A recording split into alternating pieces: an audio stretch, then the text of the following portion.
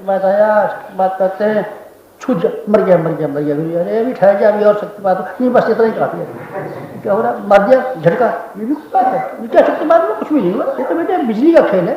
बिजली के खेल को हम ये बिजली से भी मार सकते हैं और अपने शरीर की बिजली से भी आपको झटका मार सकते हैं। शरीर की बिजली कितनी बार हम छापते रहते हैं, शरीर में भी बिजली रहती है। बिजली से झटका मारने से क्या हो जाएगा, बिजली से झटका मारने से जैसे बिजली का सेक कर देते हैं, ऐसे शायद तेरी गठिया मठिया में कोई फर्क पड़ जाए। आध्यात्मिकता में आध्यात्मिकता से क्या संबंध है? बिजली शरीर की है, लौकिक है, भौतिक है, आध्यात्मिकता से क्या मतलब है? शक्तिपात के संबंध में जो मान्यता है हमारी सब गलती से भरी हुई, और कुंडलिनी के बारे में जो शक्तिपात जो मान्यता है वो बिल्कुल हमारी गलती से भरी हुई। क्या कुंडलिनी के बारे में क्या मान्यता है? कुंडलिनी के बारे में आमतौर पर मान्यता ये है कि हमारे टट्टी के रास्ते में कोई सांप बैठा है। क्या करता है सांप? सांप रीढ़ की हड्डी में कोई चलता है, फिर कहाँ पहुँच जाता है, सिर पे पहुँच जाता है, फिर सिर पे पड़ के फिर कर देता है, सिर पे बैठा रहता है, ऐसे बैठा रहता है। बेटी उससे क्या हो, सांप के कुंडली सांपन को कहते हैं, सांपन रहते हैं, टट्टी में बैठी रहती है, पेशाब के रास्ते में बैठी रहती है।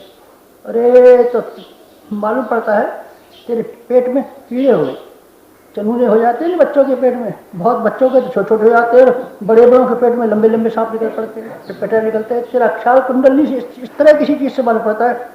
हमारा जी स्वामी जी ये बता रहे थे कि टट्टी के रास्ते पर कोई सांप बैठा रहता है, सो निकल के सिर पर सवार हो जाता है। नहीं कैसी, ये गलत बात है। फिर क्या है कुंडली, क्या है शक्तिपात? बेटे मैं उसकी आध्यात्मिक परिभाषाएं समझाना चाहूँगा, इस माने में समझाना चाहूँगा कि मेरे जीवन में वो सारी की सारी चीज़ें घटित क्या हुई हैं। शक्तिपात क्या होता है बेटे? शक्तिपात उस चीज़ का नाम है जिसमें कि संसार के लोभ और मोह, इन दो के आकर्षण इतने ज़बरदस्त हैं कि आदमी को एक कदम ऊंचाई की ओर नहीं चलने देते। आगे बढ़ना चाहता है आदमी, ऊंचा उठना चाहता है, पर 1 इंच नहीं चलने देते।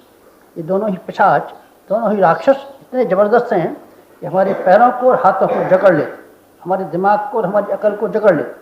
हर चीज़ के ऊपर ये हावी हो जाते हैं, दोनों बढ़ नहीं सकते। हमारी भीतर वाली कमजोरियाँ हमको आगे आत्मिक मार्ग पर 1 इंच नहीं बढ़ने। और हमारा चारों ओर का वातावरण इतना बदकार है कि हमको 1 इंच आध्यात्मिकता के मार्ग पर नहीं बढ़ने देता।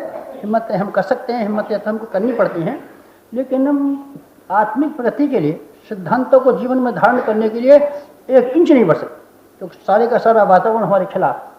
वातावरण हमको इस बात की अलाउ नहीं करता कि आप कोई अपने जीवन में शालीनता का काम करके दिखाएं।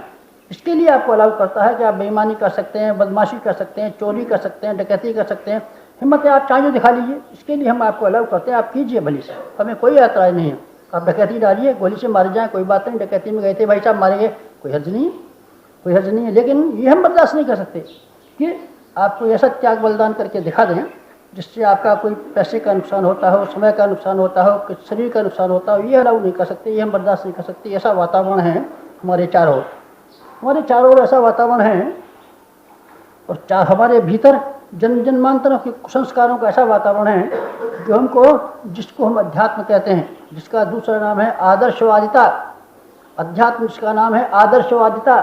अध्यात्म का अर्थ किसी देवी देवता को फुसलाना नहीं है, जैसे कि आपने ख्याल कर रखा है, देवी को फुसलाना, चंडी को फुसलाना, संतोषी माता को फुसलाना, हनुमान जी को फुसलाना, सबको बेवकूफ़ बनाना, सबको उल्लू बनाना, अपना मतलब सिद्ध कर लेना, ये व्याख्या भी।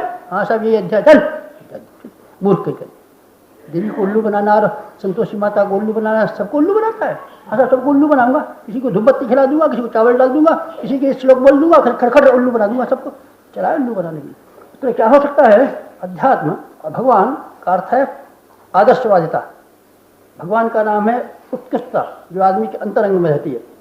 इसकी ओर चलने के लिए ज़रूरत इस बात की है कि आदमी के भीतर एक ऐसा साहस उत्पन्न हो, ऐसी हिम्मत उत्पन्न हो कि सारी दुनिया एक हो और आदमी एक हो।